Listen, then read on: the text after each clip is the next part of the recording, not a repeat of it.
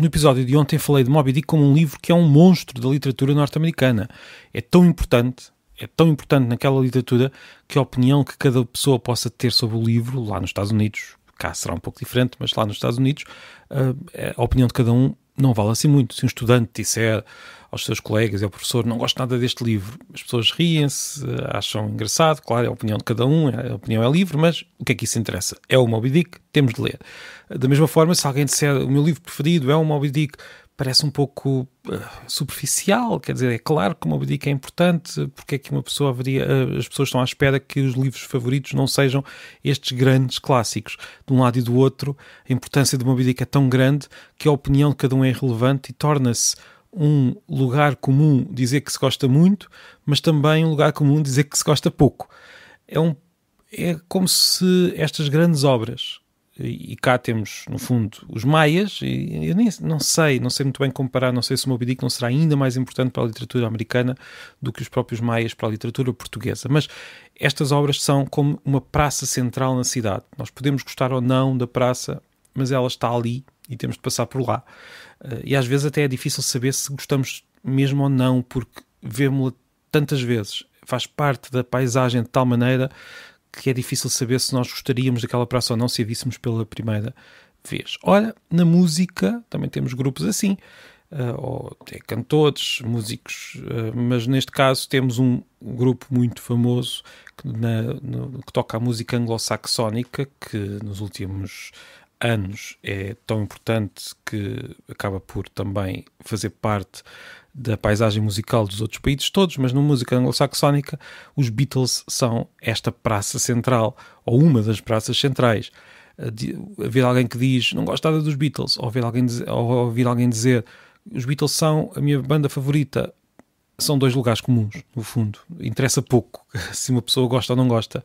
Claro que depois há a apreciação, ou melhor, o prazer pessoal que cada pessoa pode sentir ao ouvir música. Mas no que toca às apreciações estéticas coletivas, a opinião de cada um sobre este grupo, sobre este monstro enquanto grupo da música é muito pouco relevante. O que é que vai acontecer daqui a 200 anos, a 300? Não sabemos.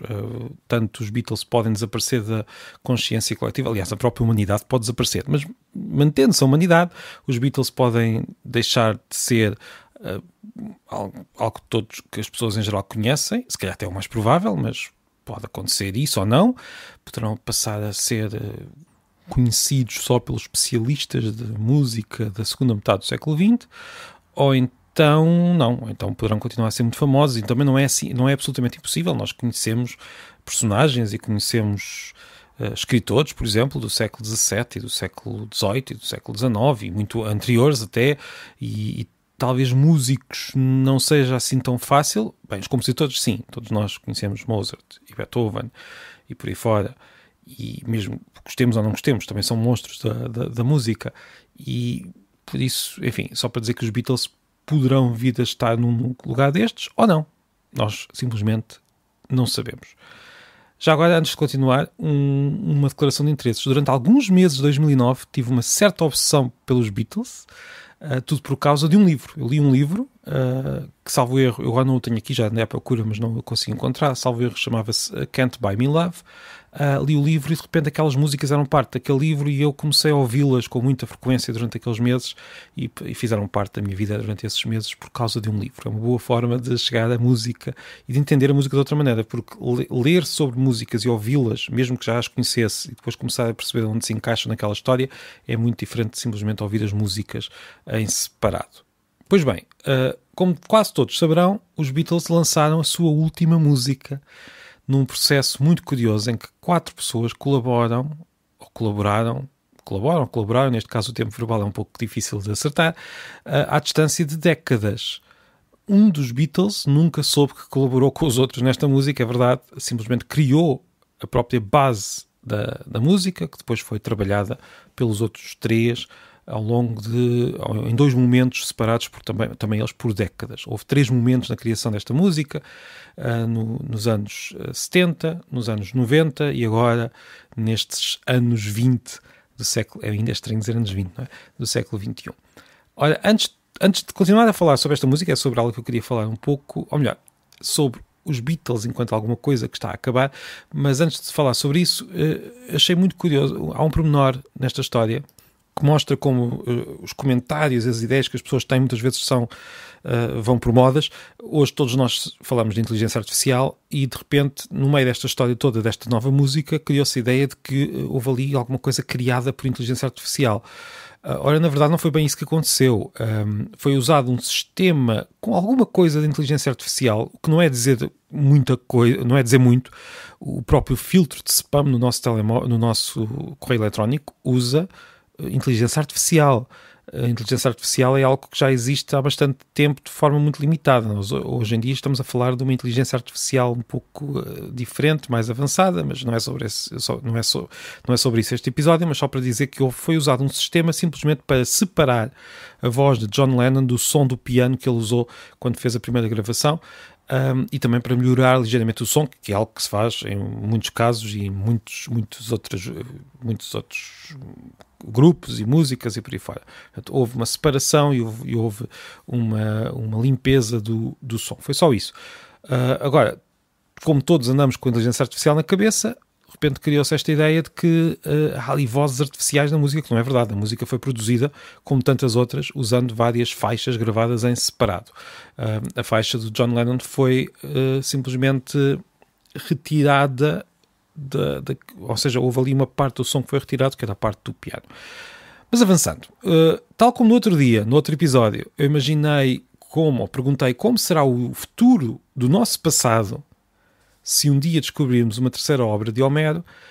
Eu pergunto hoje se esta música em particular, se esta canção muda alguma coisa no futuro dos Beatles. Será que os Beatles vão ser mais conhecidos também por esta canção? Será que os Beatles, uma banda dos anos 60, do século XX, vão ter a sua imagem ou vão ter aqui uma música como parte do seu repertório que todas as pessoas que gostam ou que estudam a banda vão passar a ter de conhecer também? Portanto, uma banda dos anos 60, do século XX, que tem uma música que só saiu muitas décadas depois. Eu desconfio que não. Desconfio que esta música não vai mudar grande coisa. É apenas uma música muito importante, simbolicamente, porque é um curioso ponto final, com um videoclipe, não sei se alguém já viu, das que me estão a ouvir, quase infantil, o que achei curioso, porque essa infantilidade mostra como aquilo também foi um ponto final para os dois Beatles que ainda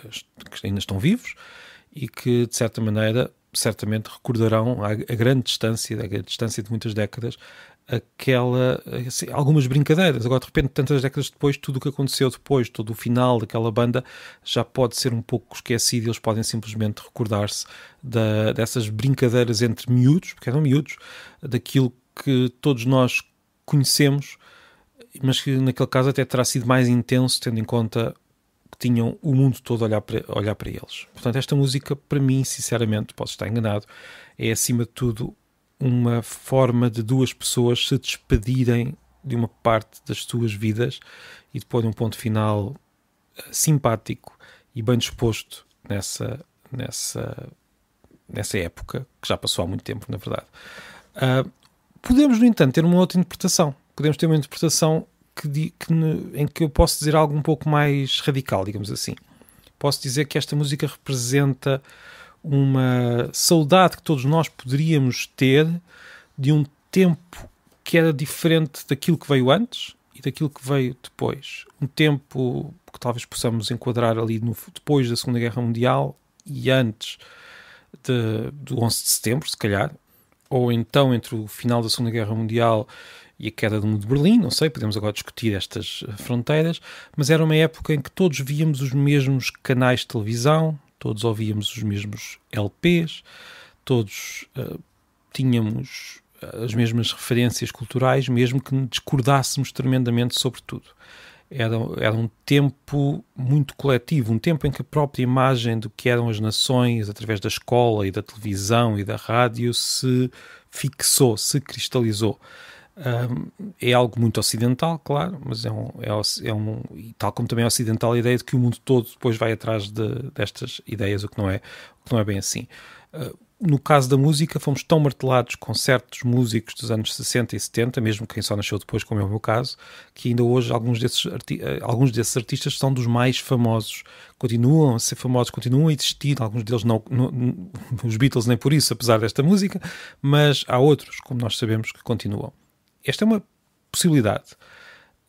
Por outro lado, também posso dizer que simplesmente é muito fácil nós olharmos para o passado relativamente recente e vermos com muita clareza as diferenças em relação ao nosso tempo e pensarmos, bem, se calhar aquela era uma época especial, uma época que diferente das outras todas, boa ou má, não interessa, uma época diferente.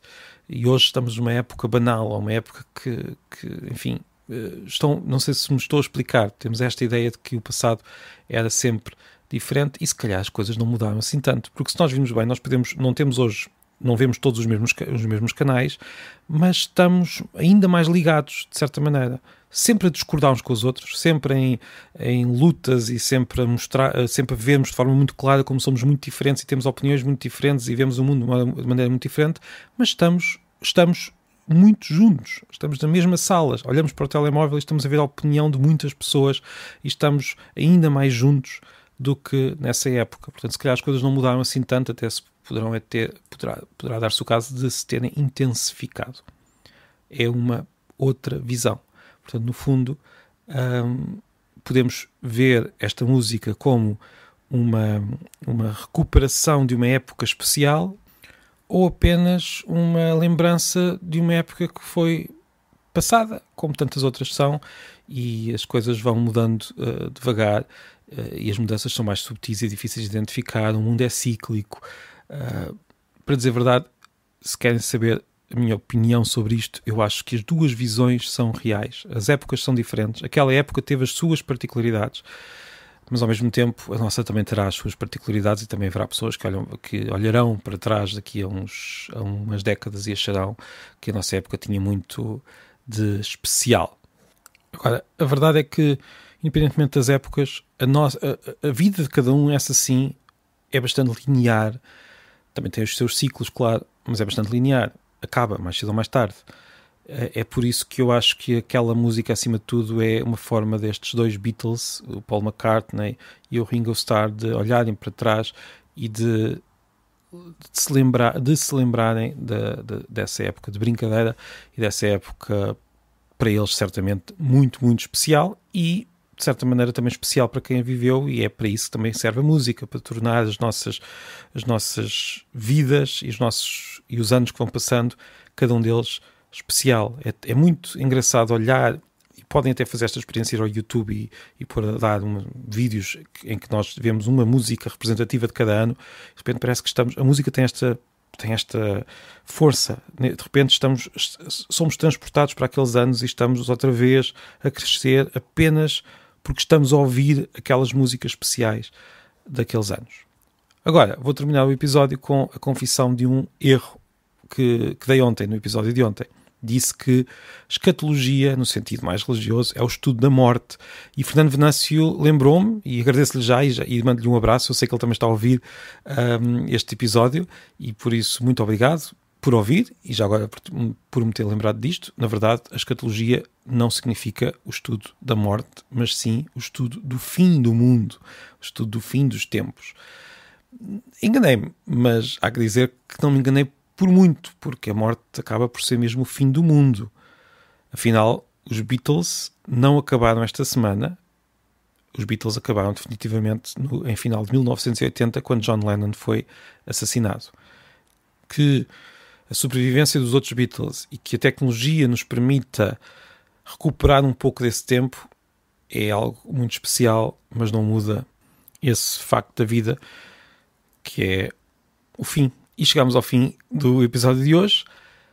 Foi um fim um pouco dramático, é certo, mas às vezes tem de ser também.